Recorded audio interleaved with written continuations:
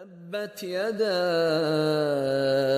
أبي لهب وتب ما أغنى عنه ماله وما كسب سيصلى نارا ذات لهب وامرأته حمالة الحطب في جيدها حبل من مسد۔ ابو لہب کے ہاتھ ٹوٹیں اور وہ ہلاک ہو، نہ تو اس کا مال ہی اس کے کچھ کام آیا اور نہ وہ جو اس نے کمایا، وہ جلد بھڑکتی ہوئی آگ میں داخل ہوگا، اور اس کی جورو بھی جو ایندھن سر پر اٹھائے پھرتی ہے، اس کے گلے میں مونج کی رسی ہوگی۔